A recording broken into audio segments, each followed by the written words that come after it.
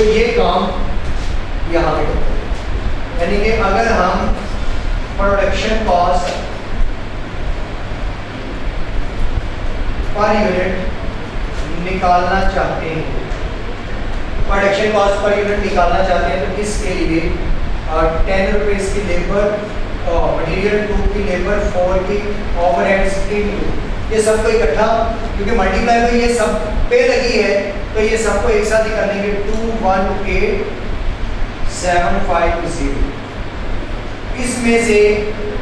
इसमें से माइनस कर देंगे 43,750 नॉर्मल लॉस वाले यूनिट्स की रिकवरी करेंगे, और एंड डिवाइड कर देंगे 175।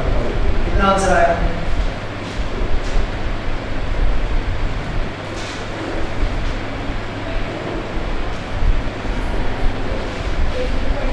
18.7, ये 18.7, ये काम आपने इसके नीचे ही करा, वो वाला काम इसी के नीचे ही करा। अब ये भी यहाँ से माइनस होने के बाद मुझे कॉन्ट्रीब्यूशन बता दें पर यूनिट क्या है।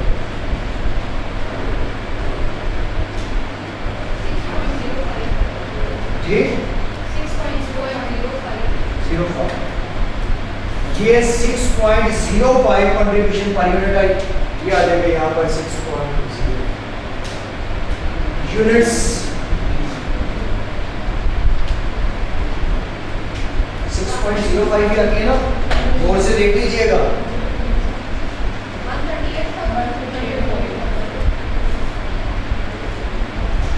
130,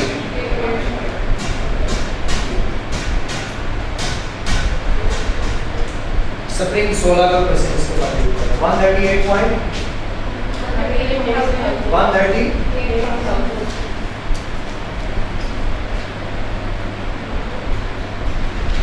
अच्छा, इस 138,000 को मल्टीप्लाई करें आप 6.05 से, आंसर क्या निकला? बस ठीक है, मतलब कि फिक्स कॉस्ट पूरी आ रही, तो हमारा पर यूनिट भी ठीक निकला था।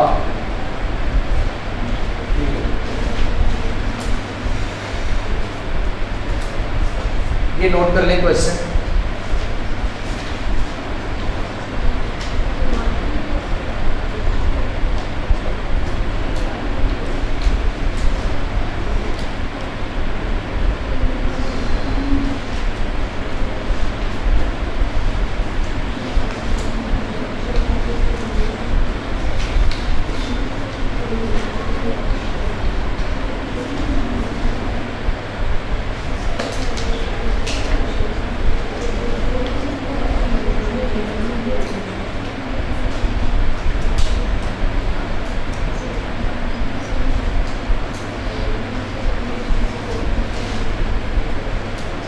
इस क्वेश्चन में कोई किसी बच्चे का कोई क्वेश्चन हो, कंफ्यूजन हो, तो वो पूछ सकता है।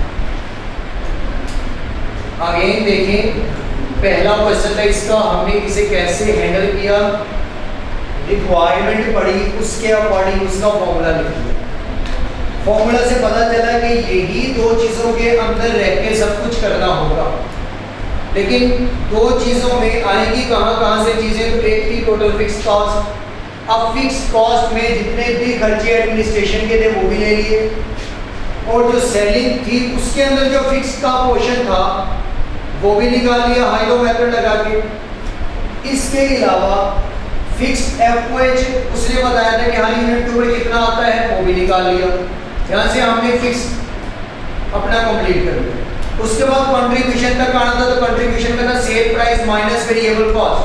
सेल प्राइस पर यूनिट बताई थी, फिर कुछ सेलिंग का अगर फिक्स था तो वेरिएबल भी होगा, वो वेरिएबल पर यूनिट निकाल लिया। फिर हमने जो प्रोडक्शन की, यानी कि जो वेरिएबल में से हमने वेरिएबल कॉस्ट माइनस करनी थी, एक तो सेलिंग की होगी और एक प्रोडक्शन की। प्रोडक्शन का उसने पर यूनिट के ही हिसाब से बताया कि लेबर 2 रुपीज़, वेरिएबल 4 रुपीज़ और मटीरियल 10 रुपीज़ पर यूनिट लगता है। तो हमने कहा पर यूनिट लगता है, तो यूनिट्स कहाँ से आएंगे?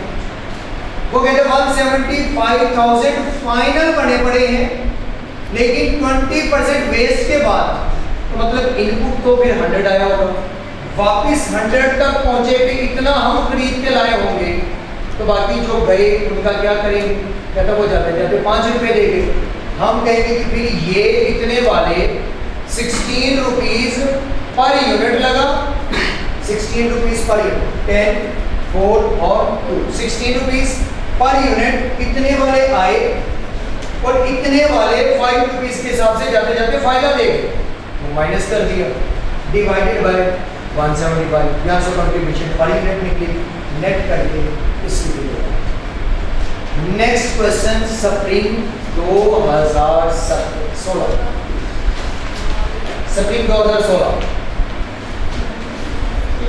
यानी कि मार्च 2016,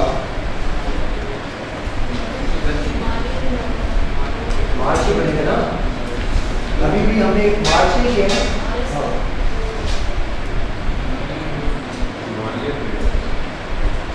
रिक्वायरमेंट रीड करो,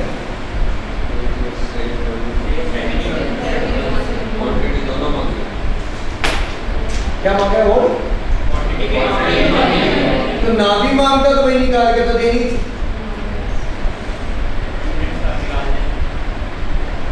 ना भी मांगता तो निकाल के तो देनी थी, यहाँ से यूनिट्स वाला। अच्छा दूसरा ये भी था, अब आप अगर ये फॉर्मूला लगाएंगे तो भाई इसकी देखना है कि कहीं ना कहीं इसको कोई सिरा दिया है। इस क्वेश्चन को जब आप रीड करेंगे तो सिरा दिया है कि आप इसमें बात करें, इसका सिरा दिया हुआ है, इससे क्वेश्चन चलेगा यहाँ तक, इसके बारे में कोई बात नहीं की। तो फिर इसका मतलब है यहाँ से ये निकालेंगे रेवेन्यू, तो रेवेन्यू निकालेंगे तो ये सेल प्राइस के यूनिट को डिवाइड करके यूनिट्स निकाल के उसे एंड पे दे देंगे, इसके यूनिट्स इस पे डिवाइड हो जाएंगे, इस चीज का बताया हुआ है। और साथ में क्वांटिटी इसलिए बोली कि बच्चा फौरन सबसे पहले ये फॉर्मूला लिख के बैठे और ढूंढे वैल्यूज और क्वेश्चन में मिलेगा, क्योंकि वैल्यूज इन चीजों में इस चीज की। तो ये वाला क्वेश्चन अच्छे से एक दफा रीड करके आप लोगों ने घर से करके आओ।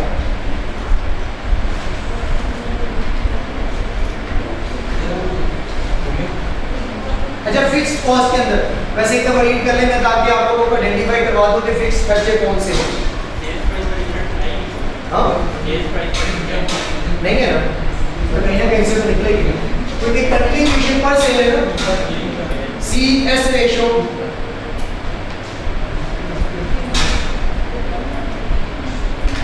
इसके अंदर एक और भी मसला याद करें, लास्ट टैबलेट में मैंने वो क्वाड्रेंट पे जगह बनाया था उस तरह, आज भी करवाता तो उधर ही बनना था। अच्छा क्वेश्चन रीड करें, फिर मैं वो बात बताता हूँ, उसके बाद आप क्वेश्चन कर लेंगे।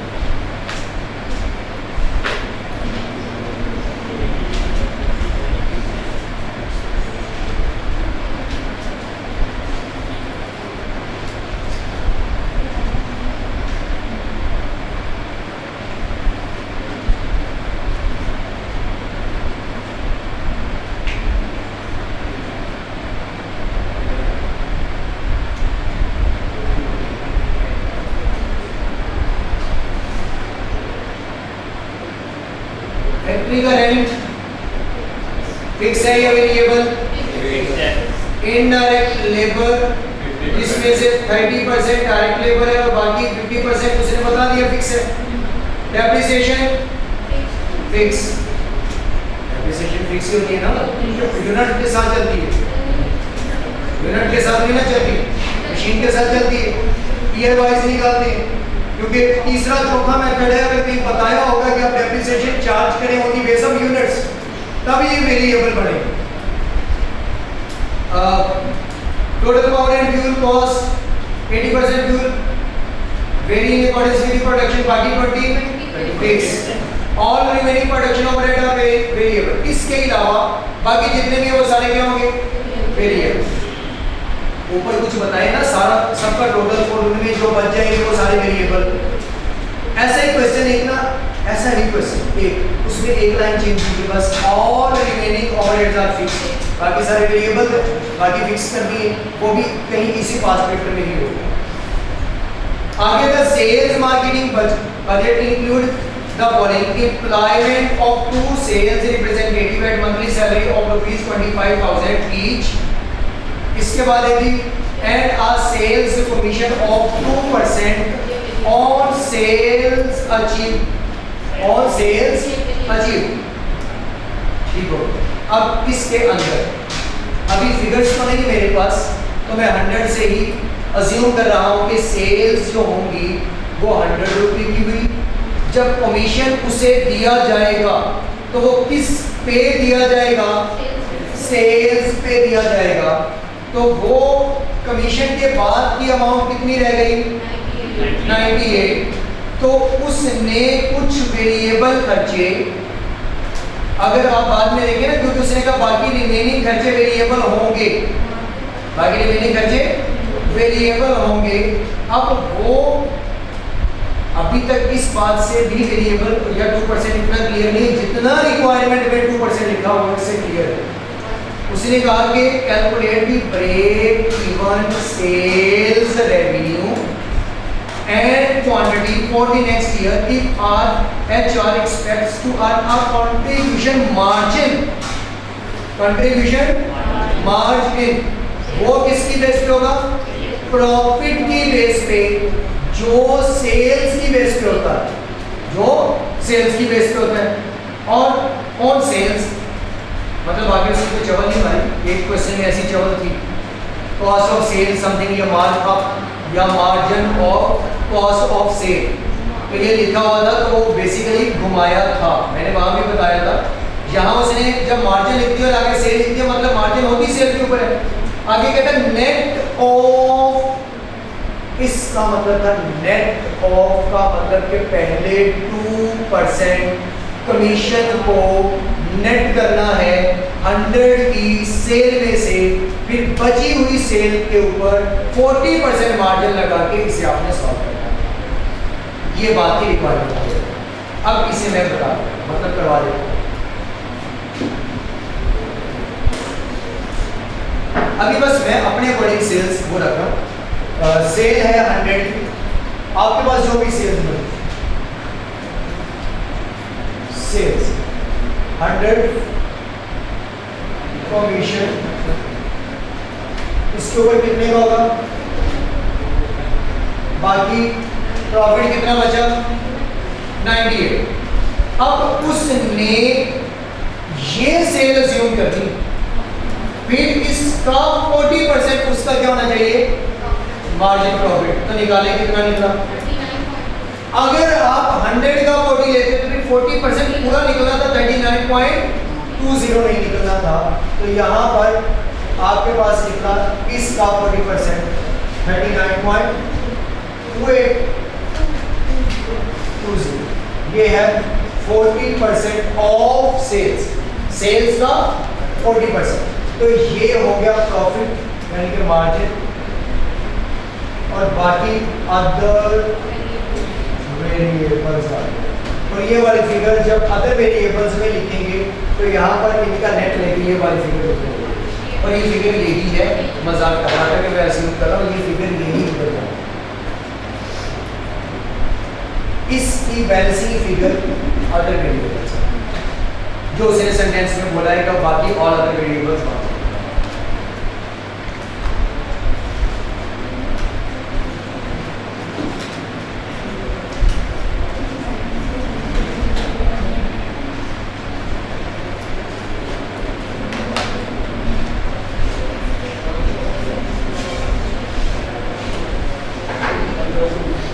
इसका एक और तरीका भी है, इसका एक और तरीका भी है करने का, अगर उससे समझ आ जाए. मतलब अगर ये मुश्किल लगे तो भी और तरीका है, वो मेरे हिसाब से शायद आप लोगों को मुश्किल लगे या आसान लगे कि सेल्स में से कमीशन को पहले नेट कर लिया और इसका 40% लेके मार्जिन पे बाकी और अदर वेरिएबल्स.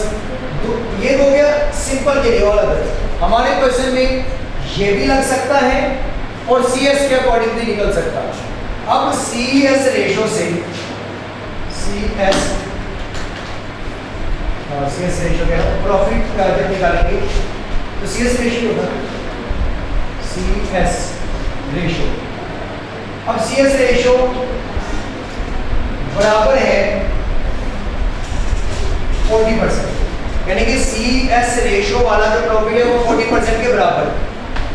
अब इसमें से कंट्रीब्यूशन डिवाइडेड बाय सेल्स भी एक तरह का प्रॉफिट है और ये बराबर है 40% के होना चाहिए, जबकि सेल्स हमारे पास 100 नहीं, कितनी होगी 98%। तो ये इस तरफ अगर इससे मल्टीप्लाई होगा तो CS is equal to 40% into 98%। Answer क्या आया?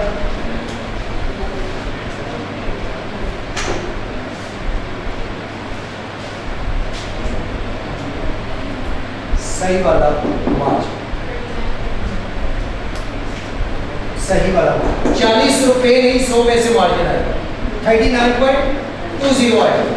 और वो हमने इसका भी यही निकाला था और 98 को मल्टीप्लाई बाय 40% तो CS रेशियो प्रॉफिट में 90, क्योंकि ये उसने कहा कि CS कितना प्रॉफिट होना चाहिए 40 के बराबर। हमने कहा ये 40 के बराबर तो सेल्स 100 पे होती तो ये होता, हमारे क्वेश्चन में सेल्स 100 है ही नहीं, वो तो 98% है। तो 98% रख के प्रॉफिट जब एडजस्ट करके निकाला तो वो 39.20 निकला। ये इस्तेमाल करने जो ये करने दोनों में से जो आपको बेहतर लगता है आप उससे इसे निकाल सकते।